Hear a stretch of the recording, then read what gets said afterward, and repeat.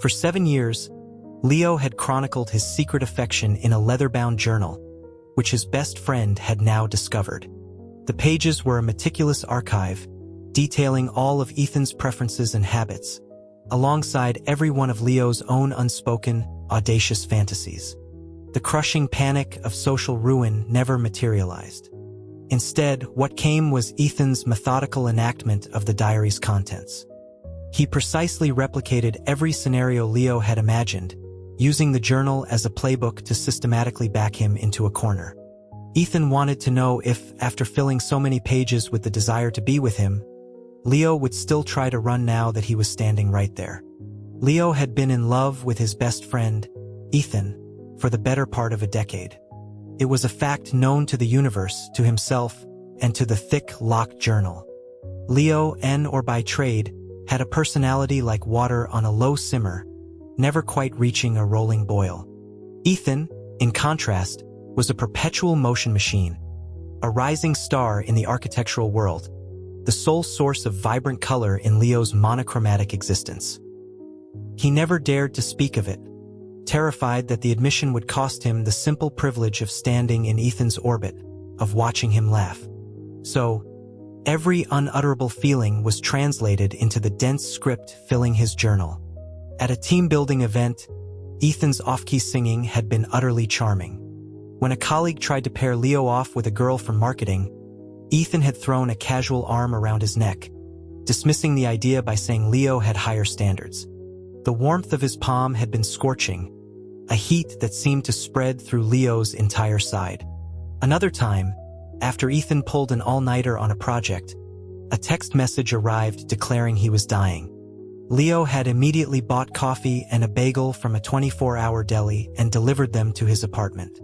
Ethan had answered the door with his hair a mess, looking like a big golden retriever, and Leo had to physically restrain the urge to ruffle it, committing the impulse to paper instead. When Ethan switched his cologne to a new, intoxicating scent, Leo's heart had hammered against his ribs a little faster whenever he got close, and he had scrawled a note to himself that he was a lost cause. This journal was his most cherished and agonizing secret. He kept it tucked in the lowest drawer of his nightstand, locked, the small brass key hidden on a crowded keyring, perfectly camouflaged among a dozen others. He had believed it was foolproof. That illusion shattered the night of the celebration for Ethan's wildly successful project. The party was at a loud gastropub downtown, and Ethan was the undeniable center of attention, swarmed by coworkers buying him rounds of drinks. His tolerance for alcohol was mediocre at best, but he was a social creature who thrived on energy and couldn't say no. He was soon flushed and bright-eyed, grinning foolishly at Leo from across the room. Leo sat in a corner, quietly eating, his gaze fixed on him. An energetic young woman from Ethan's firm, Chloe, approached with a beer, insisting Leo shouldn't just sit there. She wanted to toast him for supporting their star architect. Leo stood hastily, saying it was his pleasure and congratulating them. Chloe laughed and remarked on how good-natured and gentle Leo was, a stark contrast to their own boisterous Ethan.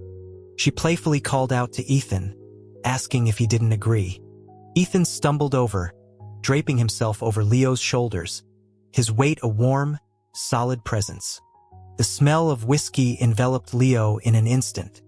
Ethan slurred his agreement, declaring that his Leo was the absolute best. His cheek brushed against Leo's neck, his hair soft against the skin. Leo froze, every muscle tensed, his heart pounding a frantic rhythm.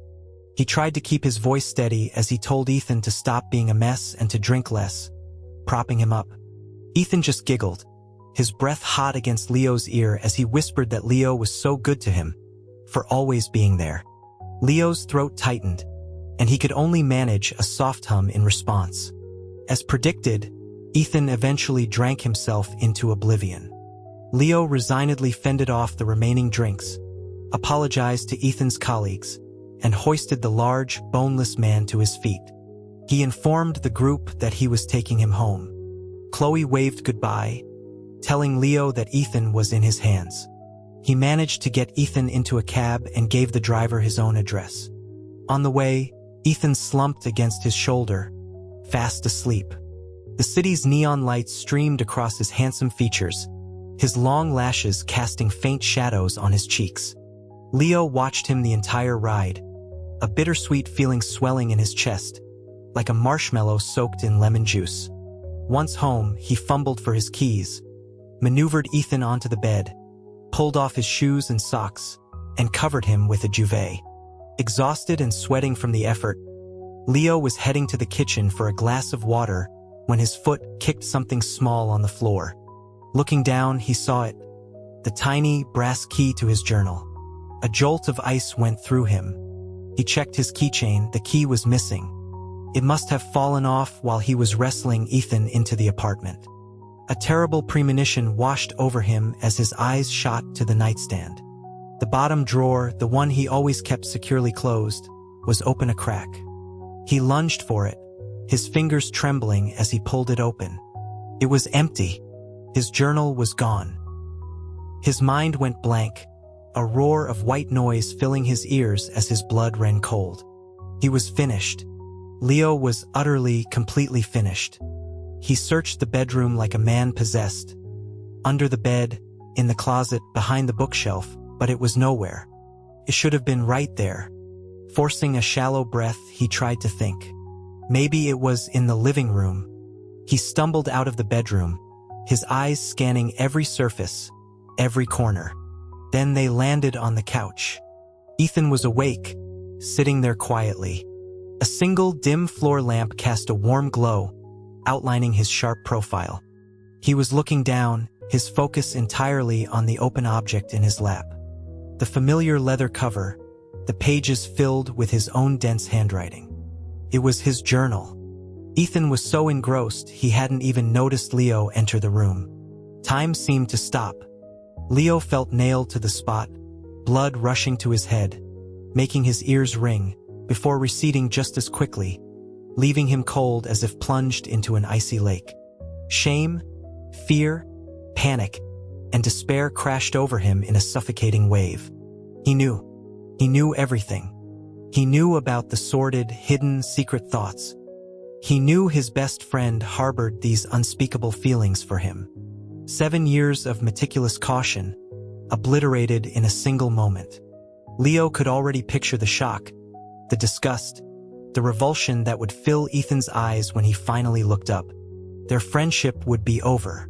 Just as he felt he might suffocate, Ethan moved. He slowly, deliberately, lifted his head and looked at Leo. In the dim light, his expression was strange. There was no disgust, no shock. Instead, there was a complex emotion Leo had never seen before. Surprise, perhaps, and confusion, mixed with a deep, unreadable intensity. His gaze fell on Leo's pale face. They stared at each other across the silent room.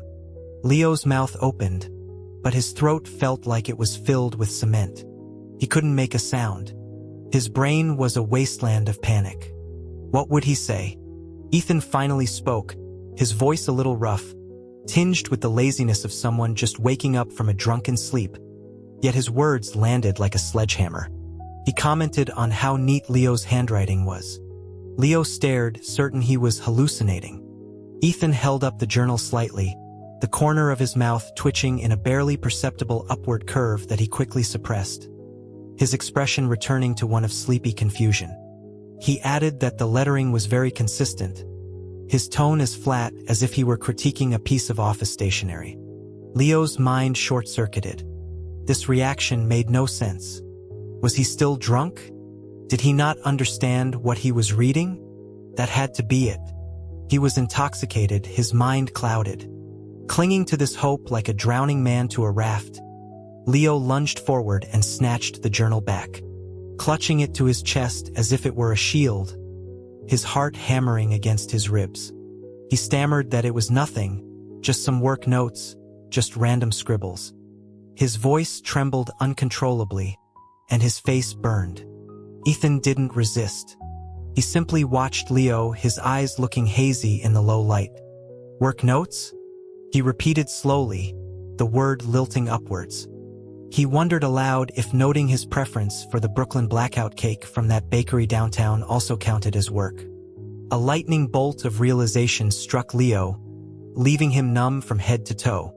He had seen it. He had seen everything. He wasn't drunk at all. He was perfectly lucid. Then why this reaction?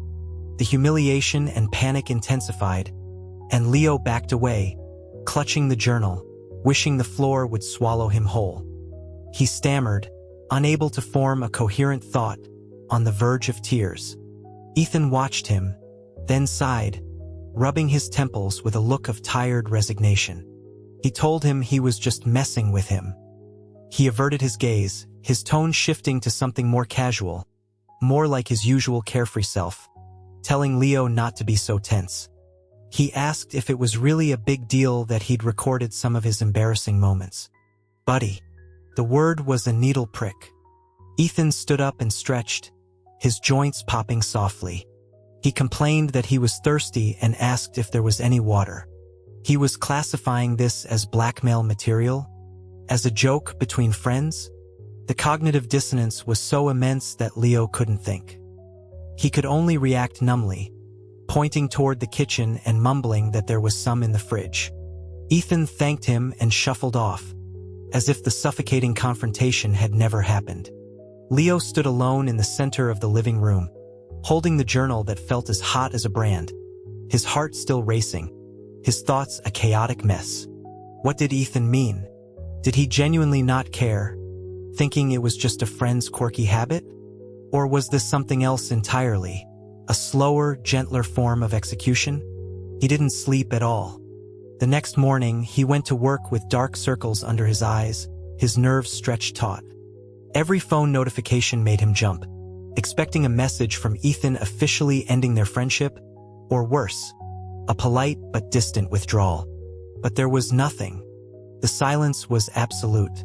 Until the afternoon. A message from Ethan. Leo's heart leaped into his throat as he opened it.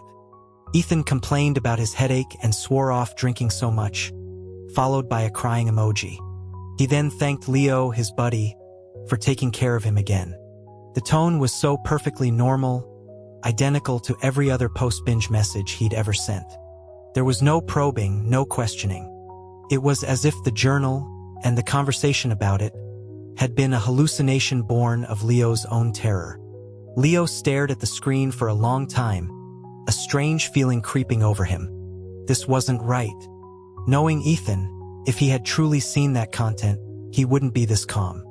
Even if he wasn't disgusted, he would have been curious, would have asked questions, would have jokingly teased Leo about having a secret crush.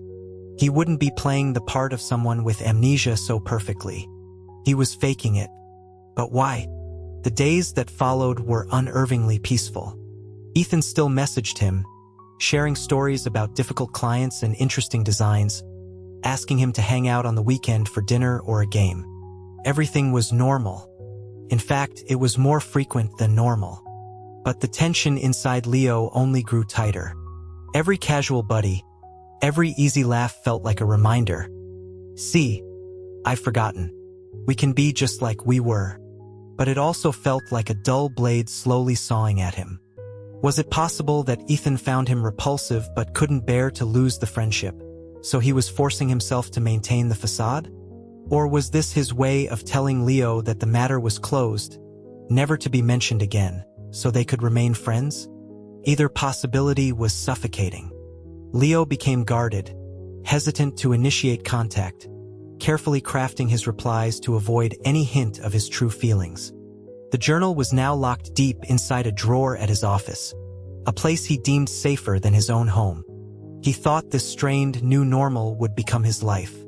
Then, on Friday afternoon, his phone lit up.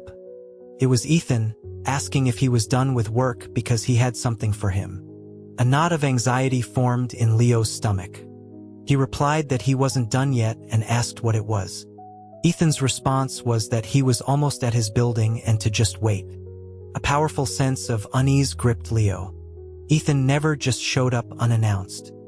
He fidgeted for the rest of the afternoon, and when the day finally ended, he practically dragged himself downstairs. Ethan's conspicuous Jeep Wrangler was parked at the curb. He leaned against it, dressed in a simple white t-shirt and jeans, looking effortlessly handsome in the afternoon sun. He spotted Leo and waved with a broad, white smile. He called his name. Leo forced himself to walk over. Ethan handed him a beautifully packaged box. He said it was a reward for his hard work. Leo hesitated before taking it, asking what it was. Ethan just told him to open it. He untied the ribbon and lifted the lid. Inside lay a perfect slice of Brooklyn blackout cake. It was from the very bakery on the south side, the one with impossible lines that he had complained about never being able to get into in his journal. His blood froze. He looked up at Ethan, who was still smiling, his expression bright and unclouded. He explained casually that he was passing by, saw the line was short, and remembered Leo mentioning he liked it. He asked if he wasn't a great friend for waiting to get it. His smile was innocent, the sunlight catching in his lashes, but a chill ran up Leo's spine. He remembered everything. He wasn't just remembering the journal's contents. He was starting to use them.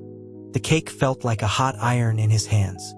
The sun was bright, Ethan's smile dazzling, but the air around Leo felt thick and soundless, the noisy rush hour crowd fading into the background. His voice was raspy as he asked how Ethan had remembered this. Ethan tilted his head, his expression perfectly natural, as if seeking praise. He claimed to have heard it mentioned somewhere that the place was hard to get into, and since he was nearby and there was no line, it was no big deal. He made it sound so simple. But Leo's journal entry was specific. Ethan mentioned once that the Brooklyn blackout cake from the Southside place was good. Remembered. Next time he closes a big project, I have to go an hour early and wait in line to get it for him. Even though I really want to try it myself. Now, the cake was in his hands, a gift from Ethan. The entire script had been reversed. He managed to force out a thank you, his palms so sweaty they were dampening the box. He couldn't meet Ethan's eyes, feeling that beneath the brilliant smile was a probing curiosity he couldn't decipher. Ethan dismissed his thanks with a wave of his hand and slung an arm around his shoulder, steering him toward the Jeep. He announced they were going to dinner at a new Italian place with great reviews. It was happening again. It all seemed normal, even more thoughtful and attentive than before, but every single gesture landed precisely on a point recorded in his journal. Ethan had never before remembered what he liked or disliked, had never recalled his casual wishes. Now, he remembered everything. He was using Leo's diary to conduct a perfect, terrifying reverse seduction. The Italian dinner was tasteless to Leo. Ethan was animated, chatting about work, video games, and recent movies, never once mentioning the journal, the cake, or the night he got drunk. He did, however, complain about his recent insomnia, about how he kept waking up in the middle of the night. A bell went off in Leo's head.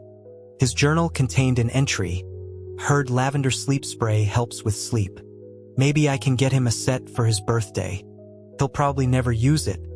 But what if it works?"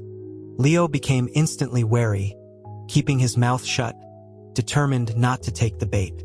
Ethan glanced at him and, seeing no response, continued on his own, saying it would probably pass. He then deftly changed the subject to the freshness of the salmon. The maneuver only confirmed Leo's suspicions. He was being tested, guided. Ethan was waiting for him to say the lines written in his own script. The realization made him profoundly uncomfortable. Every minute felt like an ordeal. That weekend, Ethan suggested they go play some basketball. Normally, Ethan would get lost in the game, a whirlwind of energy all over the court, barely paying Leo any mind. Today was different. The moment Leo broke a sweat, Ethan called a timeout and handed him a bottle of water. It was lukewarm. Leo's journal. Drinking cold water after exercising is bad for you. Remember to bring him warm water next time. When Leo missed a shot, instead of the usual teasing about his skills, Ethan jogged over and clapped him on the shoulder, taking the blame for a bad pass. Leo's journal. I was a drag on the team again today. He didn't say anything, but he must have been disappointed. I wish he'd encourage me just once. Halfway through their game, a light rain began to fall. As Leo started to run for cover, Ethan grabbed his arm. From his massive gym bag, he produced an umbrella. A brand new, compact umbrella, the tag freshly removed. He opened it and held it over both of them. Leo froze, watching the raindrops splatter against the black fabric. His journal contained a very specific, wistful entry. Always forgetting my umbrella. Next time it rains when I'm with him, I hope there's an umbrella. Not too big, not too small, just enough to cover the two of us. Ethan saw the stunned, blank look on Leo's face and smiled. His tone is casual, as if discussing the weather. He said he saw the forecast called for a chance of rain, so he threw it in his bag. He asked if he wasn't prescient. He beamed, looking for praise, but all Leo felt was a cold dread crawling up his spine. This wasn't prescience. This was recitation. He started to dread Ethan's calls and messages. Every notification was a summons. What was his goal? If he was disgusted, why not create distance? If he didn't care, why perform these acts that so clearly crossed the line of friendship and were so precisely targeted to Leo's innermost desires? Was this a game of cat and mouse? Did he find Leo's constant anxiety amusing? This sweet, torturous back and forth was driving him mad. He became even quieter, more cautious. His replies to Ethan grew slower, shorter, a clumsy attempt to create distance. Ethan seemed to notice. He texted asking if Leo was busy, saying he'd been unavailable the last few times he'd reached out. Leo claimed he was swamped with manuscripts. Ethan sent back a playful emoji, asking if he wasn't intentionally avoiding him. Leo replied that he wasn't. The conversation ended there. The abrupt silence was more unsettling than the attention. It felt like the calm before a storm. A few nights later, Leo was leaving his office building late, his head throbbing from overtime. The night air was cool, and he was pulling his jacket tighter when a pair of bright headlights flashed. The familiar Jeep Wrangler pulled up to the curb. The window rolled down, revealing Ethan's face. He looked tired too, but his eyes were sharp in the darkness. He told him to get in. Leo's stomach tightened.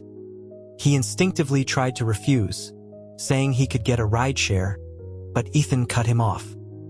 He insisted it was too late and that he was on his way anyway, his tone leaving no room for argument. He even leaned over and pushed open the passenger door. A powerful feeling of being completely outmaneuvered washed over Leo. After a moment's hesitation, he got in. The car smelled faintly of smoke mixed with Ethan's usual cologne. He rarely smoked, only when he was under extreme stress or particularly agitated. Leo started to ask how he knew he was there. Ethan explained that he'd just finished a meeting with a client nearby. His eyes were fixed on the road as he started the car, his profile tense. He added that he saw the lights on in Leo's office and decided to wait. He had waited for him. Leo's heart began to pound erratically. The car moved smoothly into traffic, the silence inside thick and suffocating. The smooth jazz on the radio did nothing to ease his tension. He pressed himself against the window, trying to maximize the space between them. At a red light, Ethan sighed, his fingers drumming restlessly on the steering wheel. He finally spoke, his voice unervingly clear in the enclosed space. He asked if Leo didn't think it had been a while since they'd really talked. It was coming. Whatever this was, it was finally coming to a head. Leo clenched his fists, his nails digging into his palms. He asked what there was to talk about, his voice barely a whisper. Ethan turned to look at him, the passing streetlights illuminating the turbulent emotions in his eyes. He wanted to talk about why Leo had been avoiding him lately. His voice was soft, almost gentle, but it felt like a physical blow. There was no escape. Leo denied it, looking down, his voice thin and unconvincing. Ethan let out a short, humorless laugh. He pointed out that Leo wasn't returning messages, was turning down invitations, and was now practically glued to the car door to avoid being near him. He asked jokingly if he had thorns. His tone was still light, but Leo could hear an undercurrent of something. Frustration? Maybe, or defeat. Leo bit his lip, his heart constricting. What could he say? Could he ask if Ethan was being so nice to him only because he'd read his journal? If he admitted it, how could Leo face him? If he denied it, wouldn't that be an admission in itself? He was trapped. He finally settled on the lamest excuse, claiming he was just tired from work. The light turned green, and the car accelerated, pushing Leo back into his seat. Ethan didn't press him further, just gave a non-committal hum. The rest of the drive was shrouded in a silence more profound and agonizing than any before. When the Jeep finally stopped in front of his apartment building, he announced they were there. Leo felt a rush of relief, like a pardoned prisoner. He fumbled with the seatbelt, his fingers clumsy with tension. It finally clicked open. He pushed the door open and had one foot on the pavement when Ethan's voice stopped him, firm and undeniable. He called his name. Leo froze, his heart skipping a beat, and slowly turned back. Ethan was still in the driver's seat, half his face in shadow, his eyes bright and fixed on him. Then, in a perfectly calm, earth-shattering tone, he spoke. "That lock on your journal," he said slowly, "the quality isn't great." A bomb detonated in Leo's mind, the explosion leaving him spiritually annihilated, his limbs instantly turning to ice. He admitted it. Just like that, he had casually, cruelly, ripped away the last shred of Leo's dignity. Leo stood frozen, feeling as if he'd been stripped naked in a blizzard, shame and terror piercing him like 1,000 needles. Ethan saw the blood drain from his face, saw him sway on his feet. A flicker of something crossed his eyes, but his unnerving calm returned almost immediately. He even offered a slight smile as he delivered the final sentence. Next time, he advised, you should remember to buy a stronger one. Leo remained motionless, blood roaring in his ears, unable to process the situation. A gust of wind made him shiver uncontrollably. Seeing his reaction, Ethan's expression softened slightly, the mocking tone vanishing, though his voice remained steady. He asked if he had scared him. Leo's mouth opened, but his throat was raw, and no sound came out. He could only clench his fists, the pain of his nails in his palms a desperate anchor to reality. Ethan sighed, got out of the car, and walked around to face him. His tall frame blocked out the streetlight, casting Leo in shadow. The faint scent of smoke and cologne was overwhelming, oppressive. He looked down at Leo and asked if he was cold, or if he planned to stand there all night waiting for an explanation. An explanation?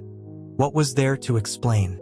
The shame and fear of being so utterly exposed, combined with Ethan's calm control of the situation, finally ignited into a desperate, fragile anger. He finally found his voice, hoarse and strained, and demanded to know why. Why he was doing this. Ethan repeated the question, his gaze steady, almost analytical, as if he genuinely didn't understand. His attitude shattered what little composure Leo had left. Leo's voice rose, trembling with emotion as he accused him of reading his journal and then doing all of this. He asked if it was fun to mess with him, his voice cracking on Ethan's name. He demanded to know if it was amusing to watch him walk on eggshells every day, to be thrown off balance by every calculated, casual gesture. The pent-up fear, confusion, and hurt from the past weeks erupted all at once. Ethan listened silently, not interrupting. When Leo was finished, breathing in ragged gasps, he finally spoke. He repeated the accusation, his tone curious. He asked if Leo really thought he was messing with him. Leo shot back, almost shouting, asking if he wasn't. Tears finally welled up, blurring his vision. He asked why Ethan didn't just say something if he thought he was disgusting, if he thought he was a freak. Why did he have to do it this way? The rest of his words were cut off. Ethan had stepped forward and, with a sudden, rough movement, wiped at the corner of Leo's eye with his thumb. The gesture was so swift, so forceful, that it stunned Leo into silence. He froze, staring at him. Ethan's thumb lingered, then his fingers gently cupped Leo's chin, tilting his head up to meet his gaze. His eyes were terrifyingly deep, swirling with a complex, intense emotion that was no longer calm. He stared directly into Leo's eyes, speaking each word with deliberate clarity. He said that Leo had written so much about him in that journal, had kept a log of his life for years. He paused, his voice dropping lower, laced with a dangerous allure and a hint of nervousness he couldn't quite conceal. He asked if the journal ever mentioned what he might do if he found out. Leo was completely bewildered, his mind a blank slate. Ethan was too close. He could see his own terrified reflection in his pupils, could feel his warm breath on his face. The fingers on his chin tightened slightly, preventing any escape. He prompted him, his voice a low coax, asking again. Leo could only stammer, asking what he was supposed to have written. Ethan's gaze dropped to Leo's lips for a fraction of a second before returning to his eyes, his expression even more intense. He wondered if Leo had ever written that he might do this. As the last word fell, his hand tightened on Leo's chin, and he lowered his head. Leo's eyes snapped shut, his heart threatening to burst from his chest. But the expected contact never came. Ethan stopped, his lips hovering millimeters from Leo's. Their breaths mingled, hot and intimate. Leo could smell the faint tobacco on him, mixed with that unique scent he had been obsessed with for 7 years. Time stood still. Was Ethan waiting for him to push him away? Or was this a final chance to flee? After a few agonizing seconds, he let out the softest sigh, the puff of air against Leo's lips sending a shiver through him. He released his chin and stepped back. The cold night air rushed into the space between them, making Leo gasp, breaking the spell. He opened his eyes, dazed. Ethan was watching him with a complicated expression. Annoyance, a bit of frustration, but mostly something deep and unreadable. He asked again if he had scared him, but this time the question carried an entirely different weight. Leo's lips trembled, but he couldn't speak. The places on his face where Ethan had touched him, where his breath had been, burned like a fever. Ethan averted his gaze and told him to go inside, that it was late. His tone was back to normal, almost weary. Feeling like a pardoned inmate, Leo turned on weak legs and practically fled into his building, not daring to look back. That night, sleep was impossible. All he could see was Ethan's intense gaze. All he could hear was his question. Did the journal ever mention what I might do? What was his endgame? If he was repulsed, he wouldn't have acted that way. If it was a cruel joke, why did he stop? That unfinished kiss. What did it mean? A test? A punishment? Or something else entirely? He couldn't let his mind go there. The thought alone was enough to make his heart race to a dangerous speed. Saturday passed in a haze. His phone remained silent. Ethan sent no messages. The quiet was more unnerving than the precise, calculated attention had been. Did he regret it? Had he gone too far? Or was it really just a game? On Sunday evening, as he was staring blankly at his computer, the doorbell rang. His heart leaped. Through the peephole, he saw him. Ethan stood there holding several grocery bags, looking normal. He even had his usual, slightly lazy smile. After a few seconds of hesitation, Leo took a deep breath and opened the door. He asked what he was doing there, trying to sound cold. Ethan held up the bags and announced, with an air of complete entitlement, that he was here for dinner. He said he brought groceries for Hot Pot and was starving. Without waiting for an invitation, he slipped past Leo, put on the guest slippers he always used, and headed straight for the kitchen, as if the near kiss less than 48 hours ago had never happened. Leo closed the door, his mind a tangled mess, and followed him. Ethan set the bags on the counter and began unpacking, thinly sliced beef, shrimp paste, tripe, vegetables. All of Leo's favorites. Leo stood in the doorway, unsure what to say. Ethan glanced back at him and raised an eyebrow, asking why he was just standing there. He told his buddy to start washing the vegetables, asking if he expected to be served. Buddy.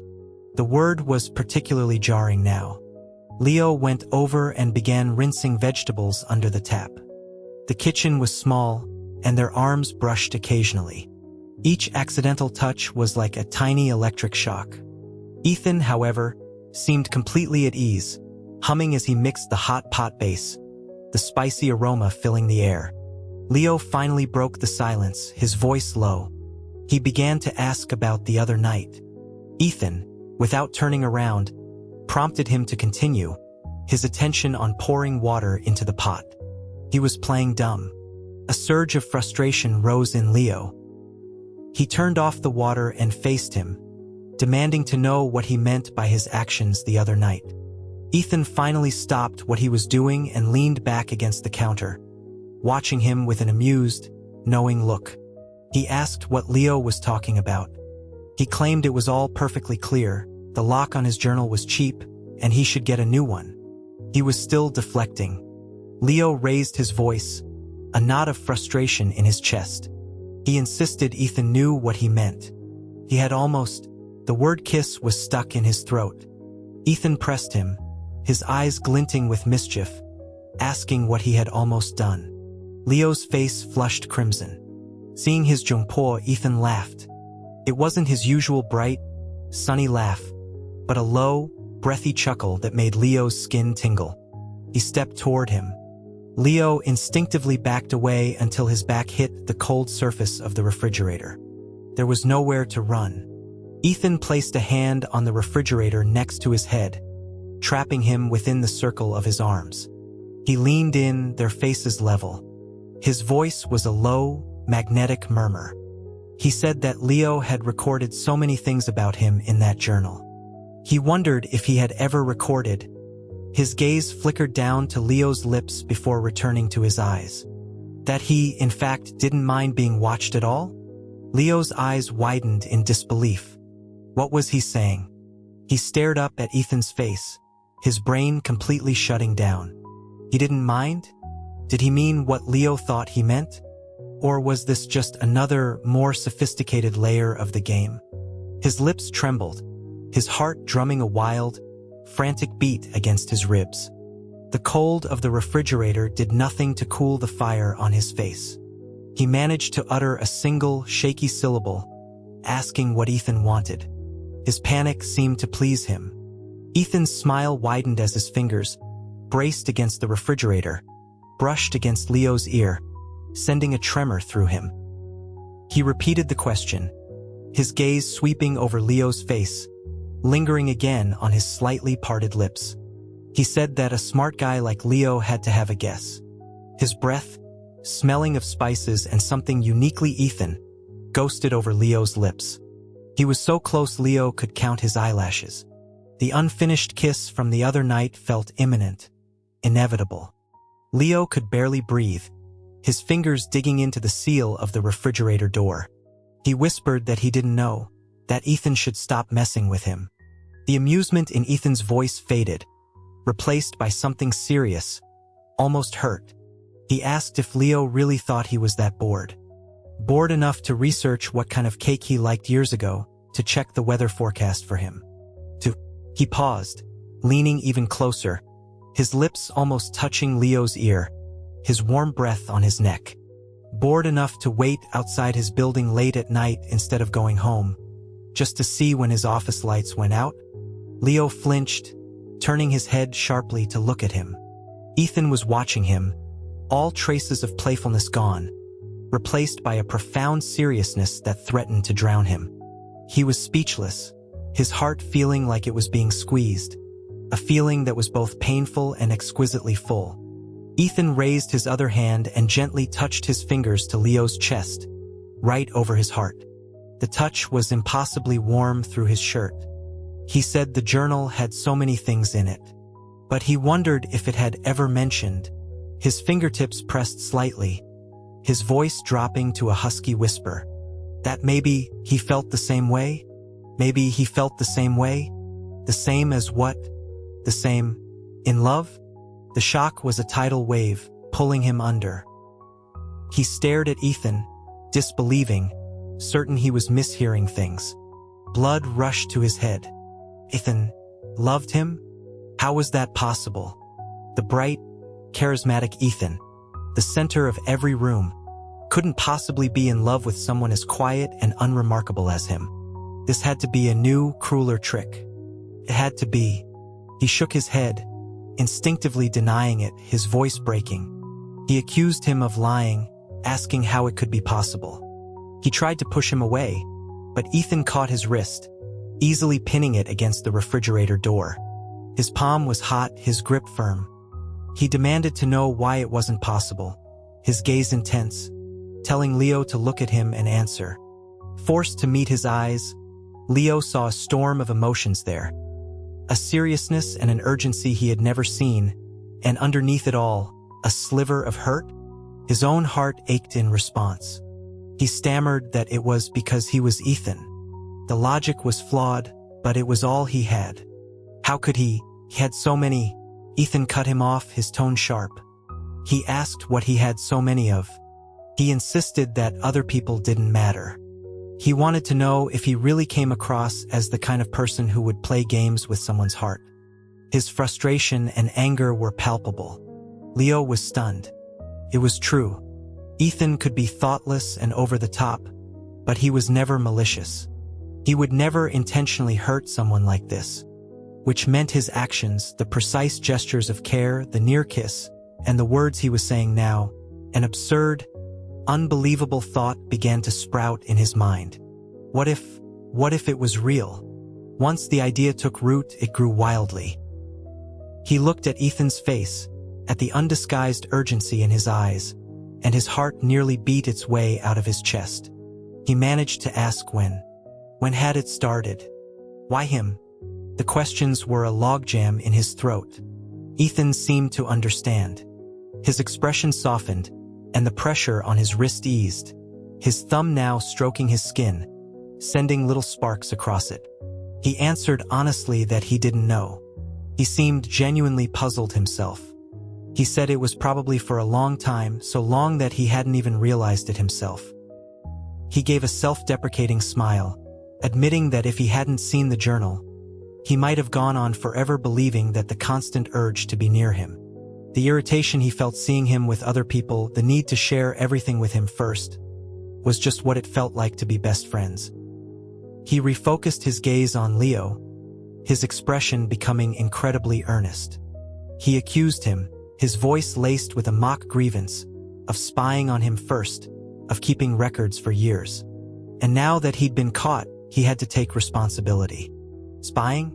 Responsibility? The inverted logic left Leo speechless, just staring at him. His stunned expression made Ethan laugh. He lowered his head until their foreheads touched, their noses brushing. The intimacy of the gesture made Leo's whole body go rigid, his breath catching in his lungs. Ethan nudged his nose and whispered, asking if his silence meant he agreed.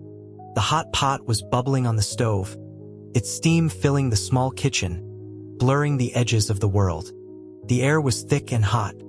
Leo could feel the vibration of Ethan's chest, could feel his own heart racing in tandem with his. Everything had changed. The world had tilted on its axis, and he was at the very center, lost. Just as he was about to be consumed by Ethan's intense gaze and warm breath, a sharp alarm blared from the counter, the timer they'd set for the hot pot. The spell shattered. Leo jumped back like a startled animal, nearly hitting his head on the refrigerator. Ethan paused, then let out an exasperated sound, releasing Leo to turn off the alarm. The magic was gone, and the air was breathable again. Leo gasped for air, his face burning, and hastily turned back to the half-washed vegetables, his heart still out of control. Ethan didn't press him. He leaned against the counter, watching Leo's flustered movements with a low, amused chuckle. His voice was full of undisguised pleasure as he pointed out that the water was overflowing. Leo looked down to see the sink was full, water spilling onto the floor. He fumbled to turn it off, mortified. The meal was an exercise in tension for Leo. Ethan, however, ate with a hearty appetite, cooking meat and vegetables and periodically placing the best pieces into Leo's bowl with casual intimacy. He would comment that the shrimp was good, or that the tripe was ready and he should eat it before it got tough. Each normal action made Leo's heart stutter. He kept his head down, focusing on his food, replaying the scene in the kitchen over and over. Was it real? Was he dreaming? After dinner, Ethan insisted on doing the dishes. Leo sat on the living room couch, listening to the sounds of running water and clinking plates from the kitchen, feeling like he was in a surreal dream. 7 years of secret love, a massive secret, a discovery that he thought would lead to ruin, had instead resulted in this. A possible, maybe almost certain reciprocation. It was too much like a fairy tale. But the full, aching, sweet feeling in his chest was undeniably real. When he was done, Ethan came out, drying his hands, and sat down next to him. The sofa dipped with his weight, and Leo instinctively scooted away. Ethan glanced at him but said nothing, turning on the television. A loud game show filled the silence, but neither of them was watching. A delicate, charged quiet settled between them. Leo could feel Ethan's eyes on him from time to time, and he fidgeted with the couch fabric, his nerves frayed. Ethan suddenly said his name. Leo jumped, answering immediately. He turned to look at Leo, his expression serious in the flickering light of the TV. He asked quietly, almost timidly, if that one sentence still counted. Leo was confused and asked which sentence he meant. After a pause, Ethan spoke again, his voice low and clear. He quoted, "I just want to be by his side forever." He had said it aloud, with his voice made slightly raspy from the spicy food, yet impossibly attractive. He had recited word for word the deepest, most secret wish from his journal. The canned laughter from the TV seemed to come from a great distance. The world fell away, leaving only the sound of his own frantic heartbeat and the feel of Ethan's gaze, hot on his face. He even remembered that. Leo looked up, straight into his bottomless eyes. There was no teasing or testing in them now, only an almost reverent sincerity and a hint of his own nervousness. He was waiting for an answer. Leo's throat closed up, his nose stung, and his eyes filled with hot tears. 7 years. Over 2,000 days of hidden love, of wanting and not having, of lonely nights filled with self-loathing. All of it seemed to find its resolution in this single moment. He opened his mouth to speak, but his voice was choked with emotion, and a tear escaped, rolling down his cheek. The composure on Ethan's face cracked, replaced by a clear panic. He leaned closer, flustered, reaching out as if to touch him but then hesitating, telling him not to cry, asking if he'd said the wrong thing.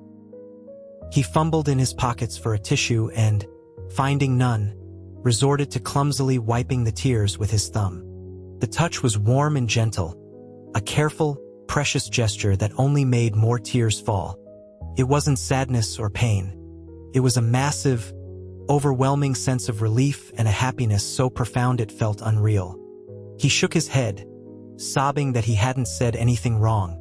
Ethan paused, his eyes wide and bright, and asked again, his voice tight, if it still counted.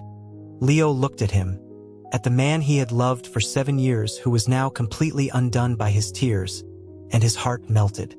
All the anxiety, the doubt, the fear was replaced by a final, desperate surge of courage. He nodded vigorously, tears flying. He heard his own voice, thick with emotion but perfectly clear, answer that it counted. It had always counted. Ethan's eyes lit up like a firework display. The joy and relief that flooded his face was overwhelming. He let out a sharp breath, as if a great weight had been lifted from him, and a huge, almost goofy smile spread across his face.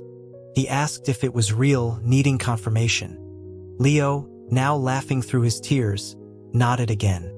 In the next second, Ethan's arms were around him, pulling him into a tight, crushing embrace.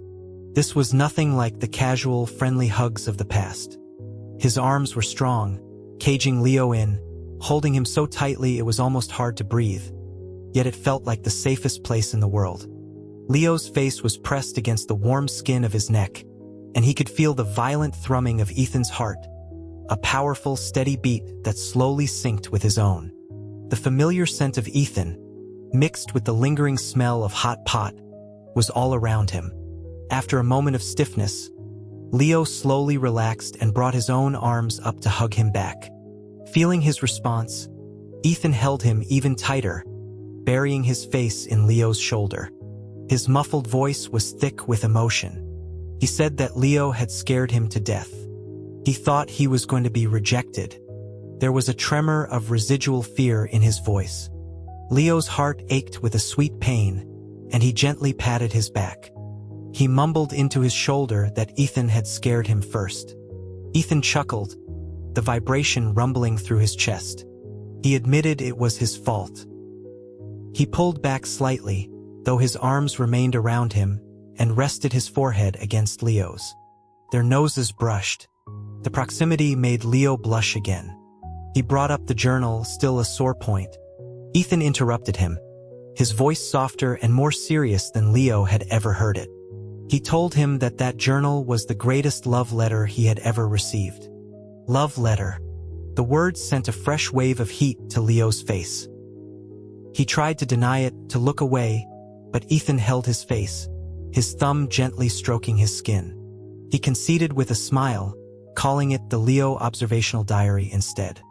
Leo was both mortified and flustered, glaring at him. Ethan just grinned wider and, in a swift movement, pecked him on the lips. It was a brief, light touch, but the soft, warm contact was real enough to send a jolt through Leo's entire body. He froze, his eyes wide. He had kissed him. Ethan had kissed him. Seeing his dumbfounded expression, the smile in Ethan's eyes deepened, like a cat that had gotten the cream. He announced with smug satisfaction that it was now official. He added that from now on, he was in charge of the journal and the person who wrote it. His own ears, Leo noticed, were tinged with red. Ethan stayed late that night. They sat squeezed together on the couch, watching a movie neither of them paid attention to. He played with Leo's fingers, looking over at him every few minutes just to smile foolishly. When Leo asked what was so funny, he answered simply that he was happy, that it all felt like a dream. Leo's heart felt full, but he teased that maybe it was just a passing whim. Ethan cut him off, his expression turning serious. He took Leo's hand and placed it over his own heart, letting him feel the strong, steady beat. He said that he might not be as observant or as good at recording things as Leo, but he knew with absolute certainty who was in here. He told him that 7 years was too long for him to have waited. His eyes were filled with regret and tenderness. He asked if Leo would let him take the next 70. His words were a warm balm on Leo's heart, and his eyes began to sting again. All he could do was squeeze Ethan's hand and nod. Life after that was both the same and completely different. Ethan was still his bright, sunny self, but now, with Leo, there was an added layer of possessiveness and affection. He still brought him treats, but now there were no clumsy excuses. He would just hand them over, stating that they were from his boyfriend and had to be eaten. He still waited for Leo after work, but now he demanded payment for the chauffeur service in the form of a kiss. The journal that had held his secret heart for so long was formally confiscated by Ethan and locked away in his own safe. He called it seizing the evidence to prevent any second thoughts. In its place was a new note on his phone titled Leo Care and Feeding Guide, which meticulously detailed all of Leo's likes, dislikes, and even the smallest wishes he'd mentioned in passing. It was Ethan's own clumsy, earnest way of answering the 7 years of silent devotion. That weekend, he took Leo out.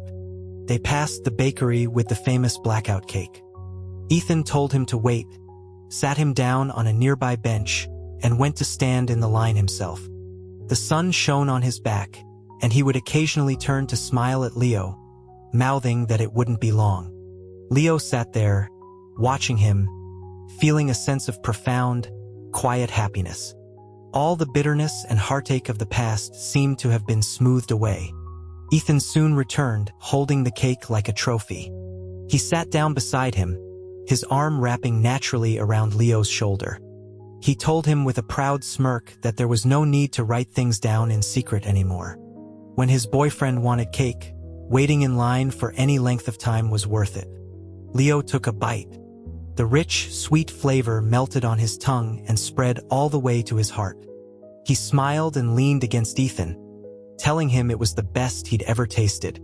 The sun was warm, a gentle breeze was blowing, and the person he loved was right beside him. The future was long,